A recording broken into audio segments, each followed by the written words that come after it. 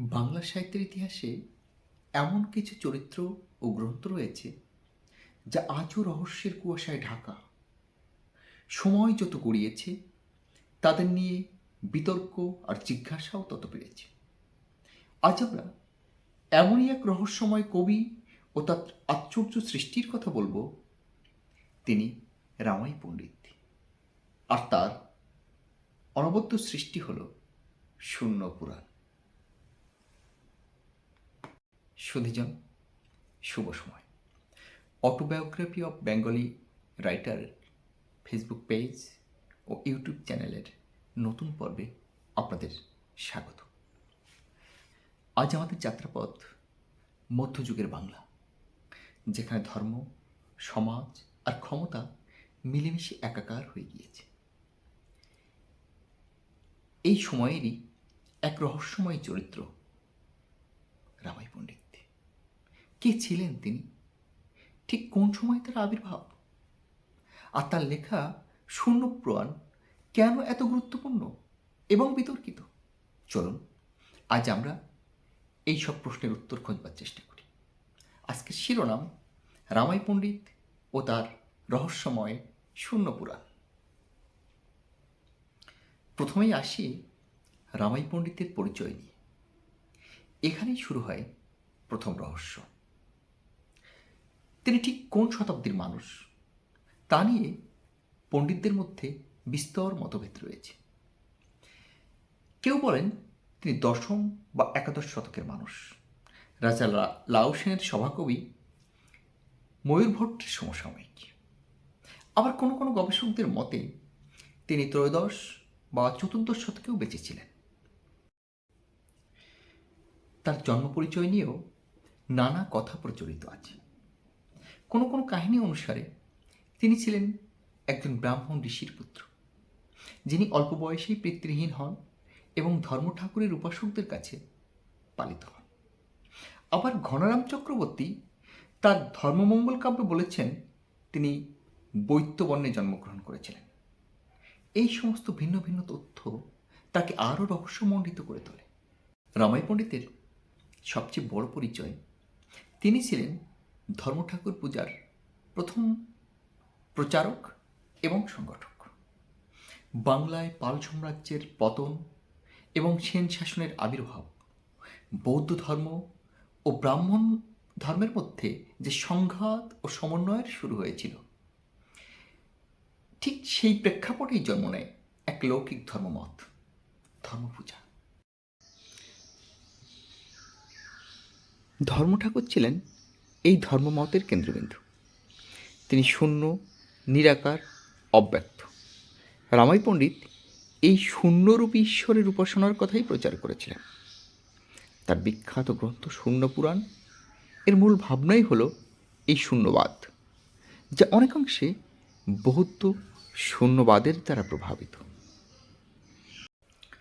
এবার আসা যাক সেই আশ্চর্য গ্রন্থটির কথায়, যার নাম শূন্য পুরাণ। মজার ব্যাপার হলো, এই নামটি কিন্তু রামাই পণ্ডিতের দেওয়া নয়।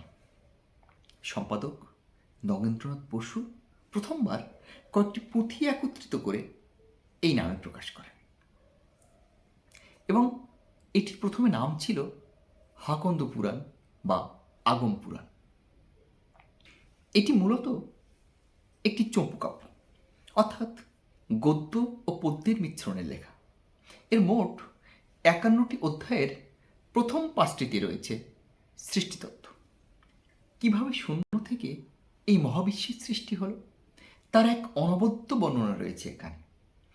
বাকি অধ্যায়গুলোতে ধর্মপূজার বিভিন্ন নিয়ম কানুন, আচার অনুষ্ঠান এবং মন্ত্র লিপিবদ্ধ রয়েছে। কিন্তু প্রশ্ন হলো, এই বিশাল গ্রন্থটি কি একাই রামাই পণ্ডিত লিখেছিলেন?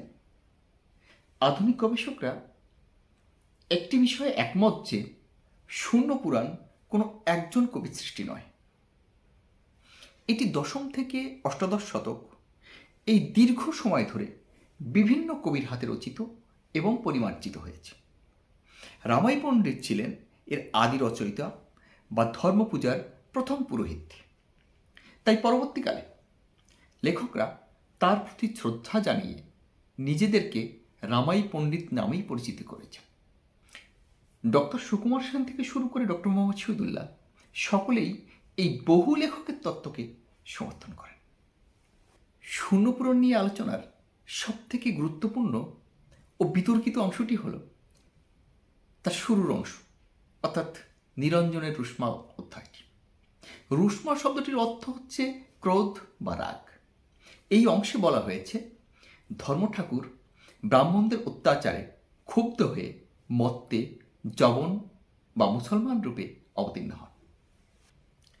গবেষকেরা এর দুটি সম্ভাব্য ব্যাখ্যা দেন।